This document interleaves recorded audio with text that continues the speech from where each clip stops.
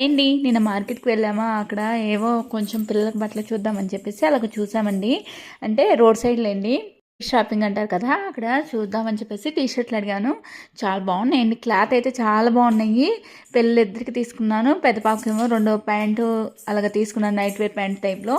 2 tea షర్ట్లు, చిన్న పాపకేమో 2 T shirts night వేర్కి ఇలాగ డ్రాయర్స్ కింద తీసుకున్నానండి. చాలా క్లాత్ అయితే, పెద్ద పాప క్లాత్ అయితే చాలా బాగుందండి. ఒక్కొక్కటి 150నే పడింది. పోయినసారి అయితే 100కే ఇచ్చారు, ఈసారి 150 దాకా పడేసిండ్రు. క్లాత్ దానికి దీనికి కొంచెం డిఫరెంట్ ఉండింది లేండి. మళ్ళీ చిన్న పాప మాత్రం క్లాత్ కొంచెం డిఫరెంట్గా ఉండింది. ఇలాగ జిడ్డు మొహంతో ఉన్నాను అనుకోకండి, ఆయిల్ పెట్టేసుకున్నాను. పాప మాత్రం 110నో 120నో పడిపోయిందండి.